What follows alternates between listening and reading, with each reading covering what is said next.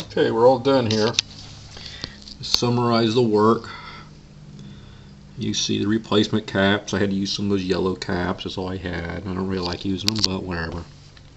All the caps were either with the correct values, capacitance-wise, or higher value voltage-wise. There's actually one I still have to do. I missed over here.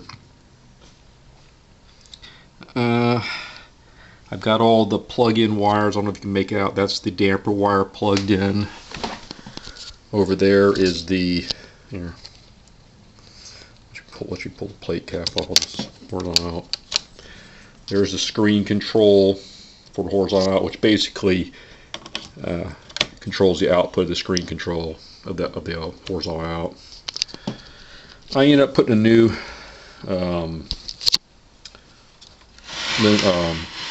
linearity pot here. All I did was just use a moto tool and ground off the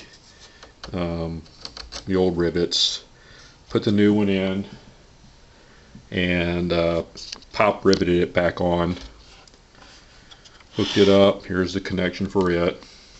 All the other wires were routed back underneath the appropriate hold downs. Transformer's been remounted. All the stakes were cleaned first, make sure that they would fit down there nicely. Got all the excess solder and junk out of there. Soldered in. I don't go overboard with the solder like it originally had huge globs of solder. I don't really think that's necessary. I rebent the little, well, you can't see them here, but there's another one here. Let me see if you can point to it a little better. Right here's a little bent piece of metal. There's three of those. One here, one on this side, and one over here that secures the PC board in addition to the circuit grounds. All the wiring's been routed back the way I originally had it. All I have to do now is try not to destroy the flyback with controls. Yeah, I better put the flyback cover on, protect it. I have one little smoked resistor here. It's a little 1K resistor. I checked it though. It's like 1.2, so I'll probably just leave it be. I'll hook everything back up again and make sure I still have high voltage. I suspect this thing's going to work fine. One thing you need to do too, whenever you do a lot of work like this, is make sure you go. I found like little piece of garbage like this sitting there on the PC board. Well, you don't want that.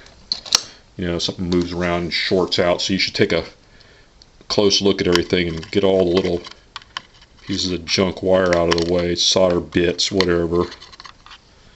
Get little things like this, get them out of there. Just check your work. When I was replacing the caps, it took a couple extra seconds to wipe down the PC board underneath the cap, just for general cleanliness. It's not going to make it work any better, but why not? It only takes a second. That's about it. I'm going to, like I said, I'll probably do another power up to make sure I haven't screwed up the high voltage anywhere. I don't think so. I did find that one of these caps, I think it was this cap right here, which is part of the horizontal frequency, was pretty badly out of whack. So I'm hoping that maybe put a new cap there, I might even get better horizontal frequency. Because if it's off frequency, you can't tell without a CRT to see what's going on. You could easily end up having lower voltage just because it's not running the right frequency, it's not running the right efficiency. So that doesn't help anything. But yeah, go through, look for junk, make a real close inspection, make sure you don't leave any screws on the bottom before you attach it, shake it, shake out any junk, any little bits that might be floating around. Make sure everything's resoldered properly, and you should be good to go. I need to put a new safety cap. I have a couple little disc X or Y rated caps I can put across the line. The only thing I got to remember is to get that one plastic cap. I don't know what it does, but I'm sure it's bad. I have not yet fiddled around with these can caps. It's kind of a pain in the rear the way they got that side mounted there. It's not going to be very easy to get at.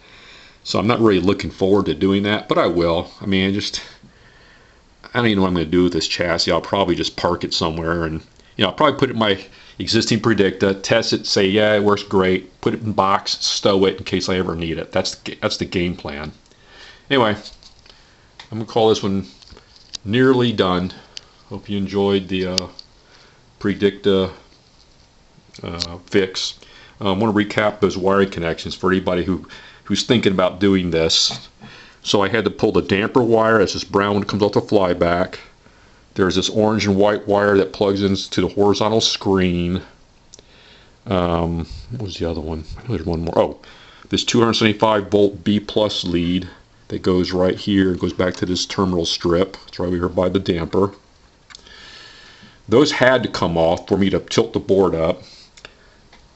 I would probably recommend disconnecting this wire here or at the pot. Just like I said, you just don't want to stress this pot out. If you have an old pot that's mine broke, you don't want to break yours. You don't have to break it. Don't break it.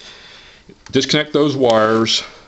Unbolt this CRT. That thing should go because the wires are attached to it. You're going to have to unbolt and scooch the transformer back a little bit.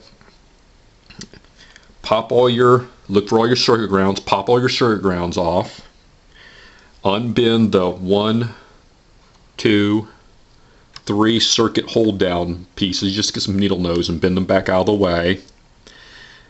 Do that first and then pop the circuit grounds. You want to get those first, and then you can just one at a time just pop the circuit grounds up. That should be it, really. You have to kind of finagle around here. This double pot unit here has kind of a tight fit behind this screen control. It's a big pot that controls the horizontal output screen. It's kind of a tight fit, so you have to kind of get the PC board up a little bit, clear of the stakes that are holding it in. You don't want to tilt it on the stakes. You actually want it free off the stakes with all the wires attached. Get it back as far as you can, and then kind of tilt it. You might have to pull on this a little bit. Pull this thing back a little bit to make a little bit of clearance. It'll work. Just don't force it. Just take your time. You'll feel it. You'll have to clear the double pot, and then you'll have to clear the PC board edge. Again, the further up and back you get the PC board, the easier all that's going to be. Up and back. Once you clear this pot here, it's a piece of cake. Just keep an eye on your wires. Make sure you've unlatched these from around these hold downs. Like I said, I guess the best way to say the way I'm saying it is, just kind of look for anything that's holding you back. All right, that's the key. And then just kind of don't push it. If you have a wire that I missed somehow in this documenting this, fine. Look at it, see what's holding you back. Like for instance, you got to make sure you undo these. Obviously, these wire loom hold downs. You want to keep those out. Sometimes you got wires that are wrapped around the top of the PC boards here or in the corners. You got to make sure they're not clear. They're not holding it down. If you just take a couple minutes, it's no big deal. Don't freak out over it. I was really paranoid and kind of scared of pulling that circuit board up, but after doing it this way, it's a piece of cake. Would I want to go and undo, like Bob has done, every one of these wires so you can completely remove the board and work on it? I guess that depends on how bad the board is. I mean, if the board was a wreck, screwed up traces, cracked PC boards, busted tube sockets, it'd be like, okay, time to do a frame-off restoration if you're in a car world. This one was in good shape. I mean, there was no damage to the PC board whatsoever. The tube sockets were all good. It was just a matter of ease of getting to these different caps. And in the past, I've managed to replace almost all of them. I think I couldn't get this one back here. There was one right here I wasn't able to get, and I think that's about it. But other than that, in the past, I've been able to get on Predicta chassis pretty much all the caps from going from the bottom, with lots of funny bent soldering gun tips to get in under these little access holes. And I've been able to recap it that way. And you can even replace some of the sockets. Like I know you can do this socket and this socket because there's enough holes.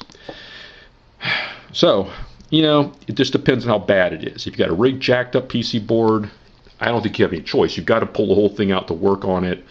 With the wire still attached, it's still partially attached to the chassis. It makes it a little bit difficult to get at it and really examine it and make sure you have all the fixes. Excuse me. So if that was the case, I'd probably go the full route and pull every single one of these wires.